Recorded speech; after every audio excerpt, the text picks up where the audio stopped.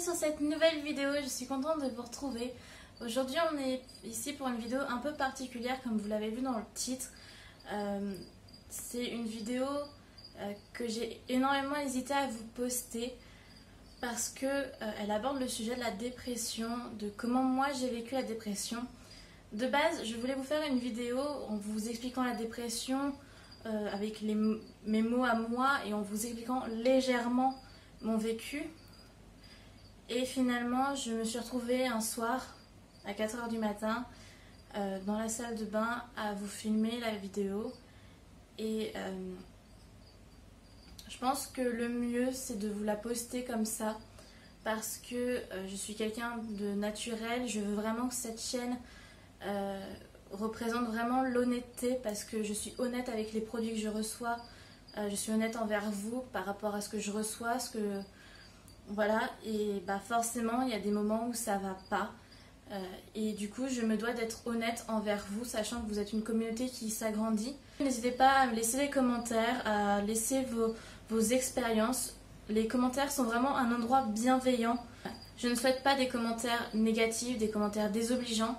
Je ne veux pas qu'il y ait de jugement.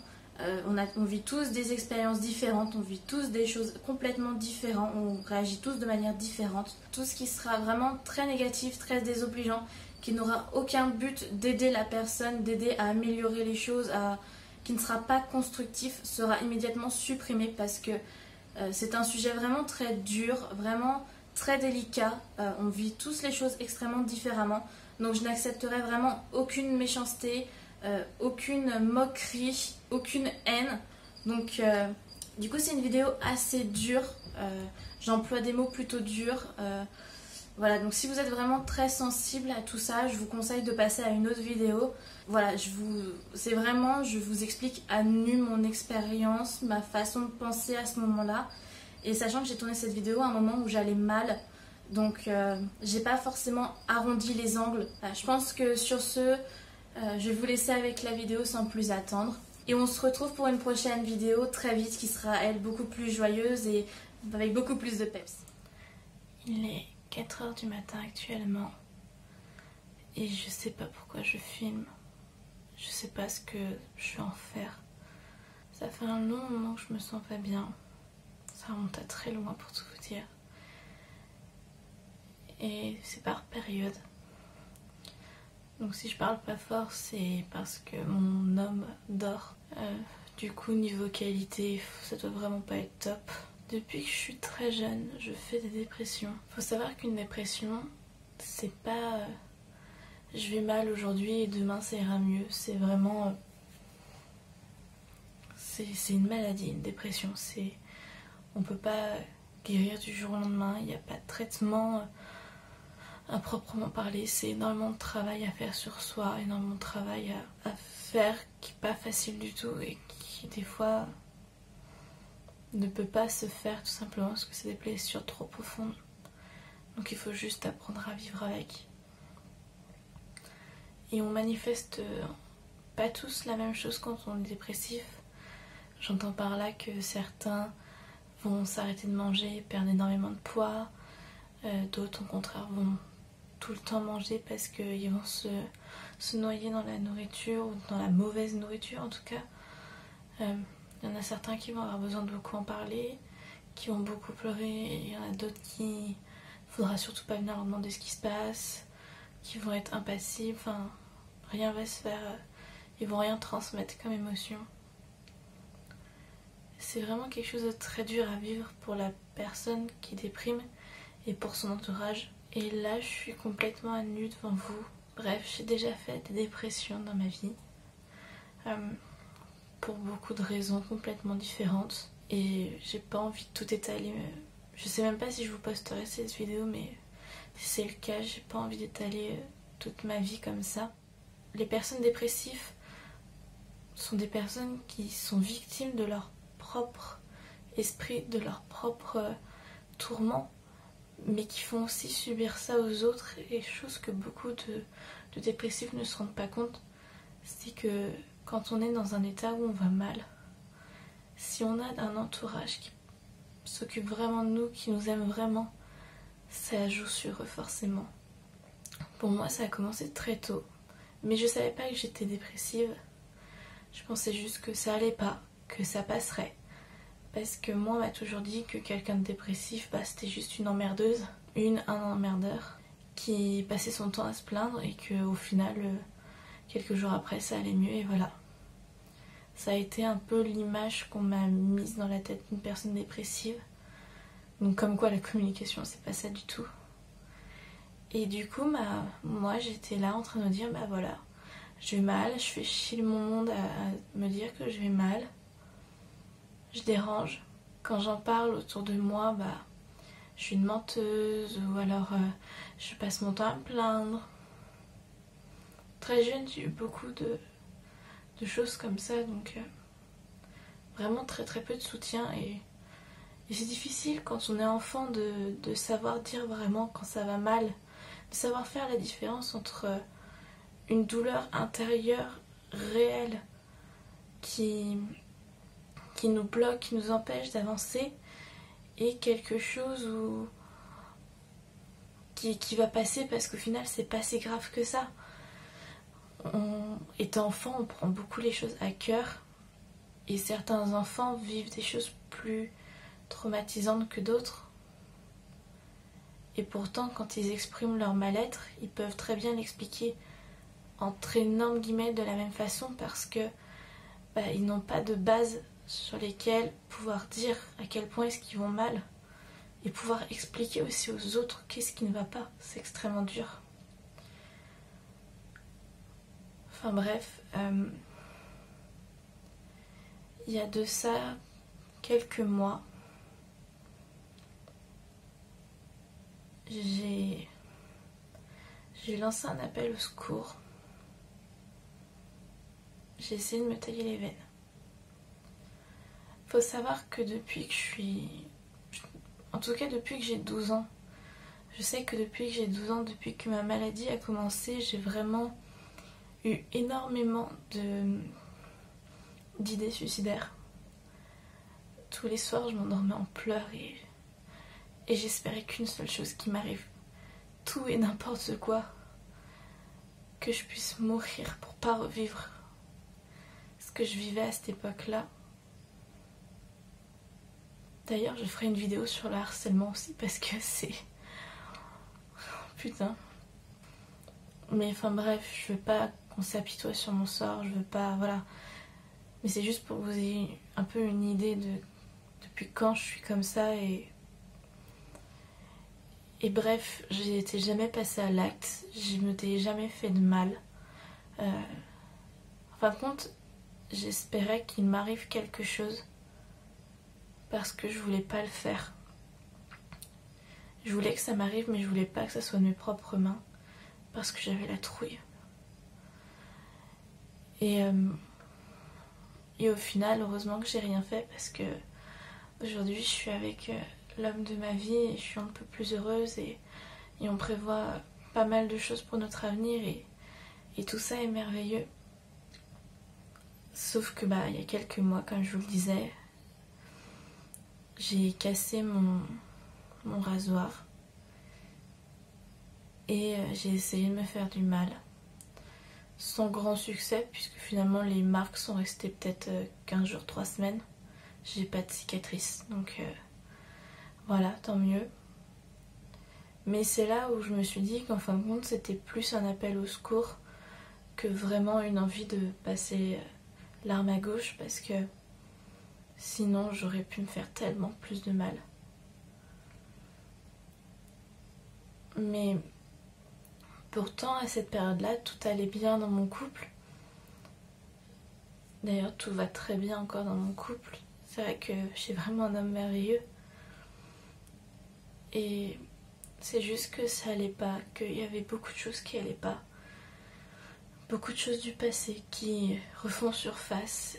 Et le truc que je déteste le plus, c'est le soir. En journée, il y a l'agitation, il y a mon âme qui est réveillée, qui passe du temps avec moi. On travaille, on s'occupe, on a nos animaux, enfin, on a la vie active. Et dès qu'il y a le soir, dès que mon chéri va se coucher, j'ai plus personne. Et je me retrouve toute seule. Et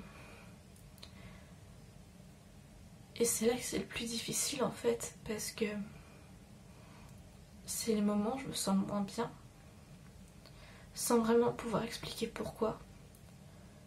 Et donc du coup j'étais dans une de ces périodes-là, quand j'ai lancé mon appel à l'aide. Et ça faisait déjà plusieurs jours que j'allais vraiment pas bien et que je m'étais mise en arrêt maladie parce que ça allait pas physiquement et ça allait pas moralement. Et je faisais clairement un burn-out par rapport à mon travail, en plus du reste. Et j'en ai parlé à mon médecin, qui m'avait déjà discuté de peut-être voir un psychologue, d'en discuter avec quelqu'un d'autre. C'était pas quelque chose que j'envisageais de faire.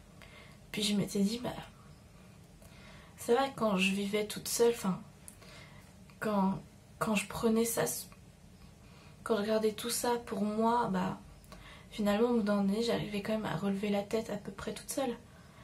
Ça fait plusieurs mois que je fais semblant de sourire et personne n'a rien vu à part mon homme. Donc c'est que je suis plutôt bonne comédienne. Donc je vais pouvoir continuer à être comme ça et dès que ça ira mieux, je retourne travailler et je recontinuerai à faire semblant de sourire et ça passera au bout d'un moment, je me convaincrai moi-même. Sauf que non, au bout d'un moment donné, ça suit plus, c'est plus possible. Et j'en pouvais tellement plus. Du coup, quand mon homme s'est réveillé, je me suis effondrée devant lui et je me suis excusée mais un nombre incalculable de fois. Et il s'est mis à pleurer et il m'a pris dans ses bras.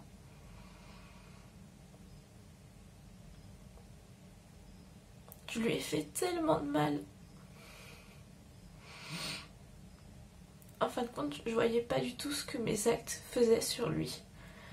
Ce que mon état lui affligeait. Je pensais que j'étais la seule à souffrir.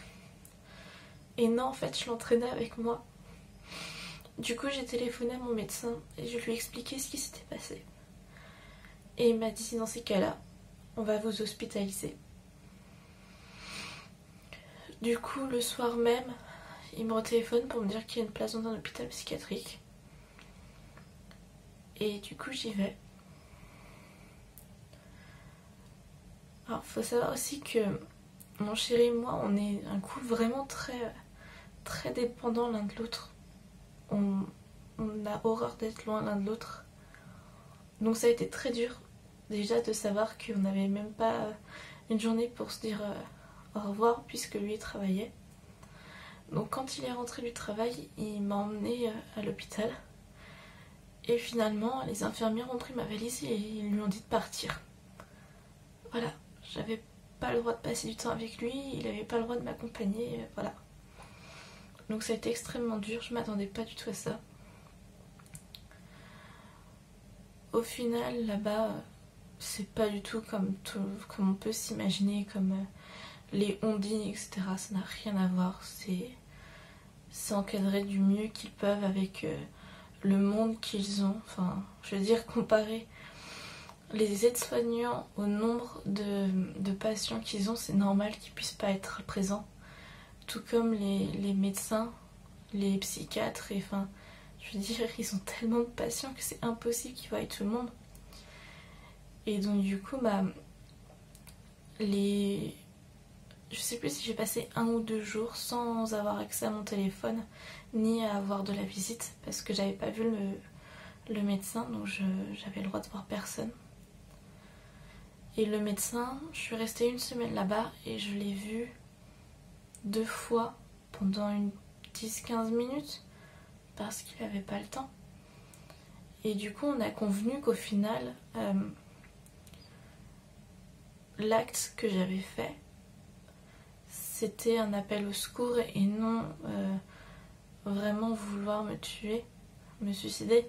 C'était vraiment un appel au secours et du coup, c'était pas l'endroit c'était pas un endroit qui m'aiderait, puisque là-bas j'avais personne avec qui discuter au final. Je passais mes journées dans ma chambre ou dans la salle de télé à être sur mon téléphone et à attendre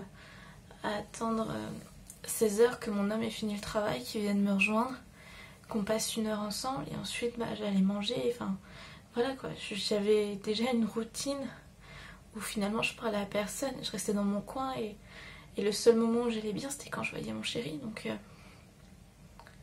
Donc ça, le psychiatre s'en est aperçu, donc on en a convenu que c'était pas la peine que je reste, mais que par contre il fallait que j'aie un suivi à l'extérieur. Donc du coup j'ai commencé un suivi avec le psychiatre que je voyais à l'hôpital. Du coup il a continué de me suivre à l'extérieur. Et donc j'ai pris, il m'a donné un traitement de l'anxiolytique et un antidépresseur. Et par la même occasion, j'ai commencé à suivre aussi un psychologue. Ça m'a fait énormément de bien. Je suis tombée vraiment sur une personne qui, je sais pas si je peux dire qui me convient, qui me comprend, enfin, avec laquelle j'ai l'impression vraiment d'être entendue et qui a pas peur de me bousculer et de me dire les choses pour que je me réveille en fait. Du coup, avec les médicaments, ça allait beaucoup mieux. J'ai recommencé à sourire, je recommençais à tellement bien dormir. Sauf que je me suis dit, où on en est, mais je vais pas vivre avec les médicaments. C'est juste pas possible. Et en plus de ça, c'est des médicaments qui rendent dépendants. Et depuis que j'ai l'âge de 12 ans, on m'a donné tellement de médicaments parce qu'on savait pas quelle maladie j'avais, que maintenant je suis très réticente à suivre un traitement jusqu'au bout. Surtout si je vois qu'il fait pas forcément effet dans l'immédiat. Je suis très chiante à ce niveau-là. Et en plus de ça, je sais que par rapport à comment mon corps a réagi dans le passé à cause de tous les traitements, je sais que prendre des médicaments à long terme n'est pas une solution. Et du coup, j'ai demandé à mon psychiatre qu'on réduise les doses. Et jusqu'à complètement arrêter en fait.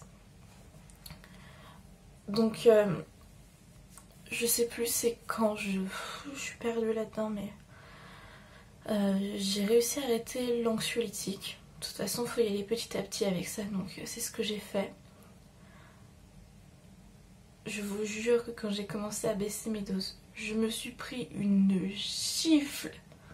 Tout ce que j'avais réussi à mettre au plus profond de moi commençait petit à petit à ressurgir. Et ça a été tellement douloureux. Et heureusement que mon homme est là et qu'il est compréhensif et qu'il arrive à supporter tout ça, parce que je sais pas comment je ferais sans lui. Du coup, j'ai réussi à arrêter les anxiolytiques et j'ai décidé de prendre ma vie en main. Du coup, avec la médecine du travail, on a décrété que je pouvais plus continuer à travailler, que c'était pour inaptitude, hein, avec ma maladie, avec ma dépression. Enfin, ça jouait sur beaucoup de choses chez moi et surtout sur ma santé. Donc du coup, j'ai arrêté ça. Je me suis redirigée vers une formation qui pourrait me permettre de faire un travail sans être gênée avec ma maladie. Donc voilà, il y avait une évolution, j'étais bien, je me suis dit que ça y est, ça repartait quoi, je me sentais mieux, j'allais plus faire souffrir mon homme, que c'était vraiment...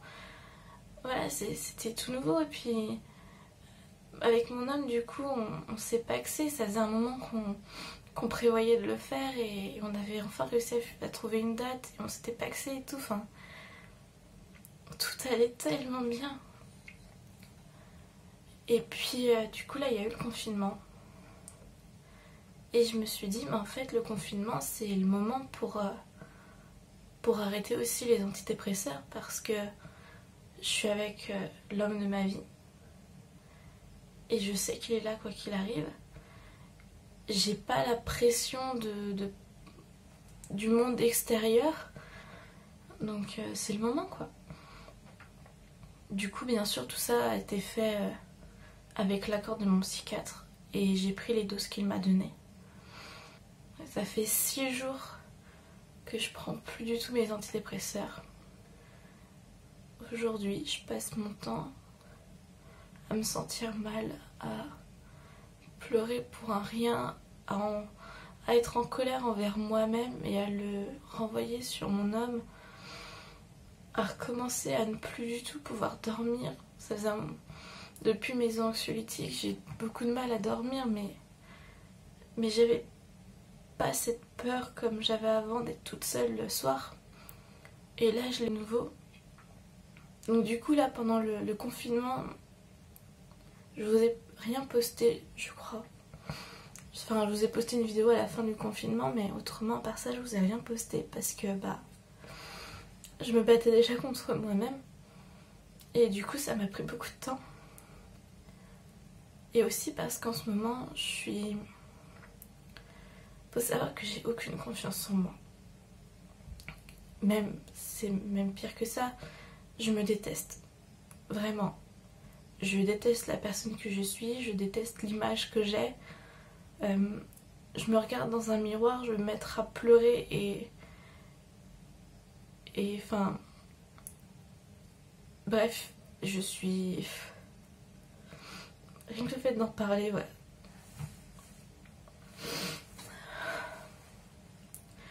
Et du coup, pour moi, c'est extrêmement dur de vous poster une vidéo parce que c'est un vrai travail que je fais sur moi.